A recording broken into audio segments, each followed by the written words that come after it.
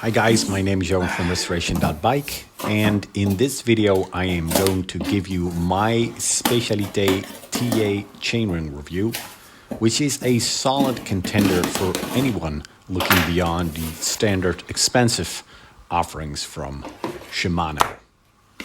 If you like the video, give it a thumbs up and subscribe to the channel.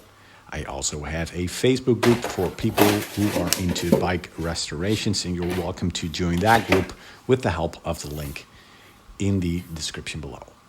After I determined my optimal bicycle gear ratio, I bought my first TA chainring to swap out the worn one that came with the Hollowtech II crankset.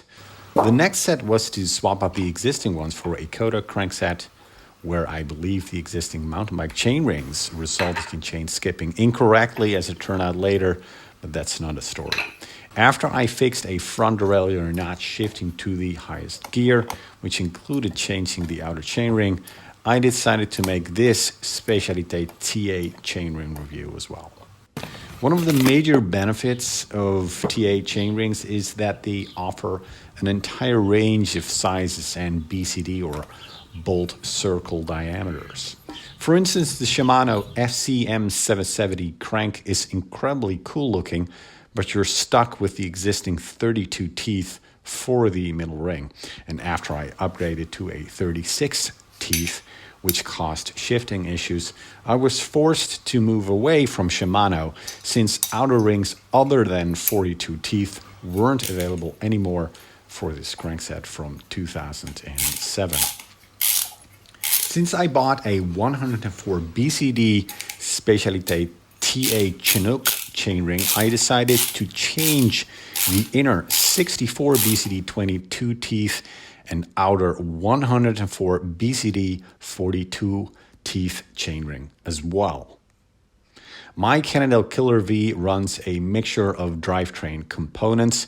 It has a Dior XT derailleur, both front and back, an Ultegra cassette, and TA Specialités chainrings. The only thing that might improve shifting performance a little is to change the Dior XT rear derailleur to an Ultegra one, which has a shorter cage plate. But that has nothing to do with chainrings and front derailleur shifting performance, which after the change to the Specialités Triple is perfect. The same goes for the Cannondale Super V, which also runs TA Specialités chainring. Shifting in the front with this dual chainring setup is as smooth as butter. The Killer V runs a 104 BCD Chinook chainrings and the Killer V 94 compact chainrings. I haven't noticed any difference between these two either. How long a bicycle component will last depends on many factors, only one of them having to do with the build quality of the component itself. A chainring is a pretty straightforward component, unlike, let's say, shifters or derailleurs, which are much more complex. And taking into account that I take extremely good care of my bikes and the drivetrain in particular, the Specialités T.A. chainrings have shown little to nowhere. And I have no reason to believe that with a similar care provided in the future, I will basically not have to buy a new chainring for years to come. The look and feel of the Specialités T.A. chainrings fall somewhere in between classic and new. The black chainring with silver teeth look gorgeous on the FCM 770 crank.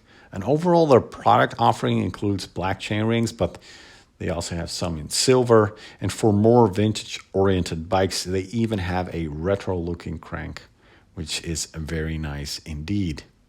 The chainrings from this French manufacturer are anything but cheap. The price of a new Dior XT crankset and 3 chainrings combined added up to 130 euros, which is a considerable amount of money.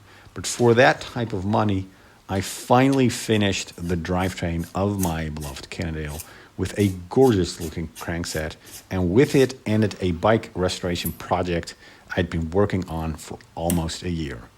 It was time to start riding. I hope you enjoyed watching this video, and don't forget to consider joining the Facebook group, and I hope I can welcome you again for the next video as well. Bye for now.